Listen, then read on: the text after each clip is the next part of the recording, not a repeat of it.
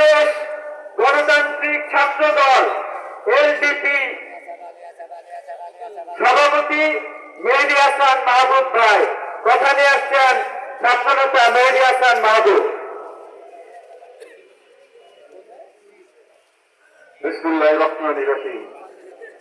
সম্মানিত সভাপতি, প্রিয় সহযোদ্ধাগণ, ছাত্র ভাইরা ও সাংবাদিক বৃন্দ, আসসালামু আলাইকুম।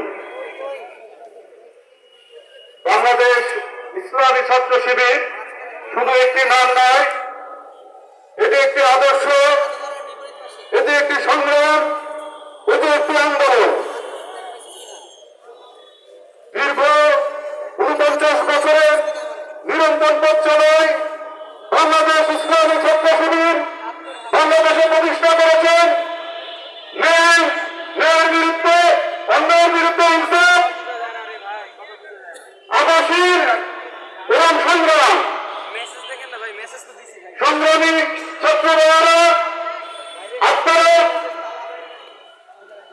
দেখেছেন বাংলাদেশ ইসলামী ছাত্র শিবির 24 গণঅভ্যুত্থানে প্রমাণ করেছে ইসলামী ছাত্র শিবির তাদের বিশ্বাস করে, ভয় নয় প্রতিবাদে বিশ্বাস করে, অন্যায় নয় প্রতিবাদে বিশ্বাস করে। আপনারা আরো দেখেছেন 24শে আগস্টের পরে ইসলামী ছাত্র শিবিরের যে আদর্শ, আল্লাহ সন্তুষ্টি, রাসূলুল্লাহ সাল্লাল্লাহু আলাইহি ওয়াসাল্লামের জীবন আদর্শ এবং সংগ্রামী পথ চলে তারা প্রমাণিত করেছে।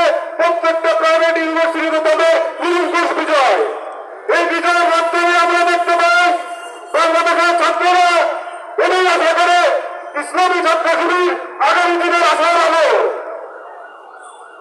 অপোজিটলি আমরা কি দেখতে পাই, যেখানে ইসলামী ছাত্র শিবির এবং তার বন্দিত ছাত্র সংগঠন দেশের ন্যায় পথে কাজ করছে, ইসলামের পথে কাজ করছে, অন্যায়কে প্রতিরোধ করছে।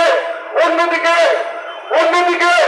অন্যান্য ছাত্র সংগঠনের নেতৃবৃন্দ বিভিন্ন প্রভাকাণ্ড, অশ্লীল ভাষ্য, অশ্লীল শব্দ এবং বিভিন্ন রকম কুচক্রিতে তারা নিয়োজিত।